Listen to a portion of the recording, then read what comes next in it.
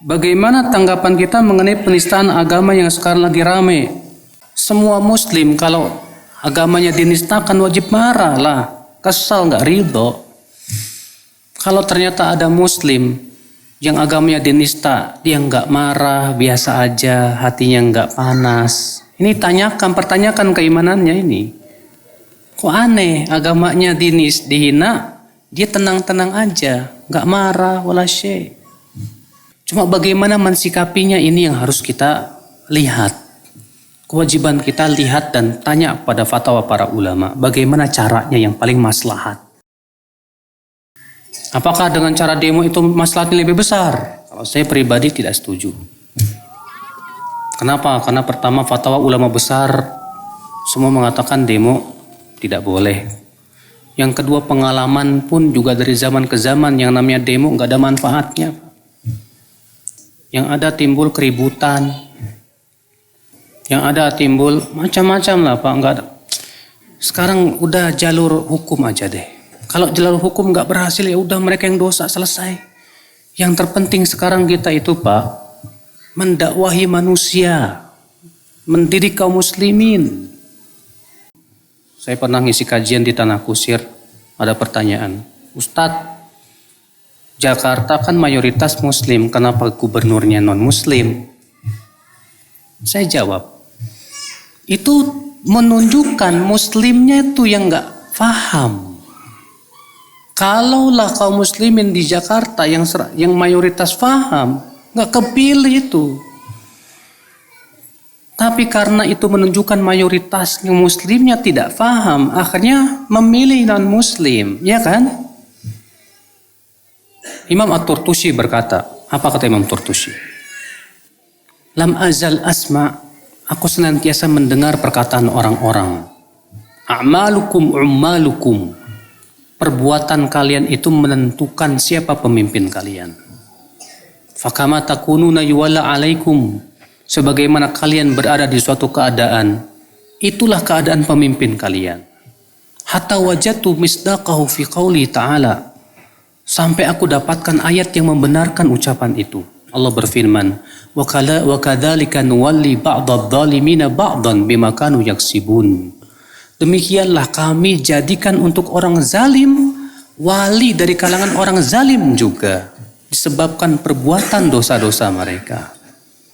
Di situ Allah mengatakan orang zalim akan dipimpin orang zalim juga. Berarti permasalahannya rakyatnya zalim berarti Pak. Makanya Allah kasih pemimpin yang sama. Maka dari itulah yang berarti yang harus kita benahi ini rakyatnya nih. Muslimnya yang harus kita benahi Pak. Fahamkan mereka tentang din, tentang agama. Ya. Cuma masalahnya kan Pak, banyak dai, banyak kita itu menganggap kayaknya solusi ini nggak tepat deh. Kayaknya harus dengan kekerasan, harus dengan kekuatan. Seakan-akan itu sebuah solusi yang pasti berhasil. Belum tentu juga Pak. Yakin dengan cara seperti itu berhasil? Di belakang sana ada Amerika, ada Cina, ada negara-negara besar dengan kekuatan dana yang sangat besar. Iya. Kemudian kita bikin kerusuhan, gagal. Dihabisin kaum muslimin, habis. Siapa yang salah? Kaum muslimin juga. Hati-hati Pak. Dalam memperjuangkan Islam tuh tolong jangan pakai perasaan. Tolong jangan pakai emosi. Kita boleh marah tapi hati kita masih tetap tenang. Kita berpikir melihat kepada yang lebih maslahat. Nah ini yang kita sekarang itu yang harus kita galakan tuh talimnya harusnya. Para ulama semua turun talim. Muslimnya tuh betul-betul dididik dengan pendidikan yang benar tentang Islam. Difahamkan. Lihat. Saya mau tanya, di perang apa kaum muslimin kalah?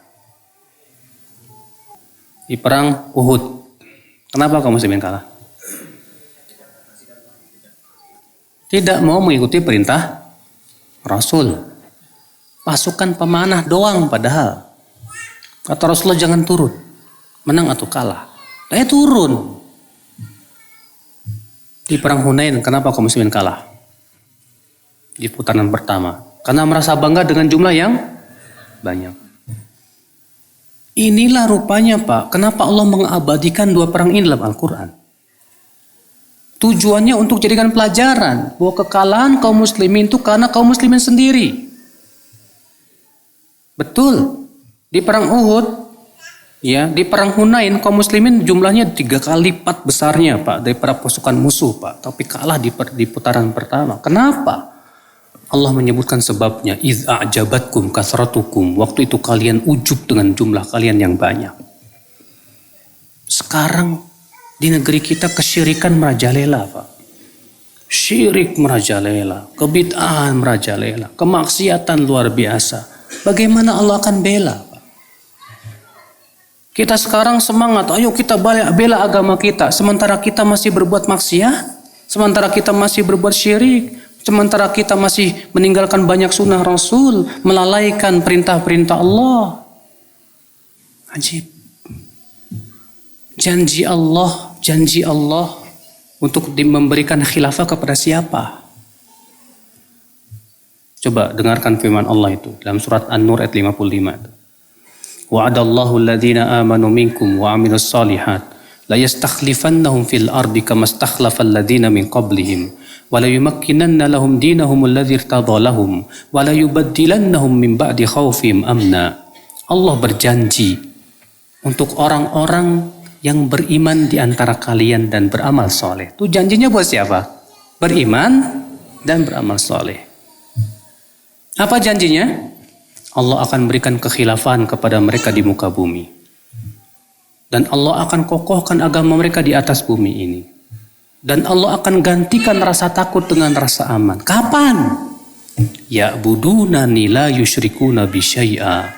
Di saat mereka hanya beribadah kepadaku saja dan tidak mempersekutukan aku sedikit pun juga. Itu syaratnya dipenuhi dulu tuh. Di saat kaum muslimin telah beribadah hanya kepada Allah, sementara sekarang lihat kesyirikan, Pak. Ya. Di mana itu? Pelabuhan Ratu itu yang bikin sajen buat Nyi Roro Kidul. Belum lagi perdukunan, mistik-mistik dan yang lainnya.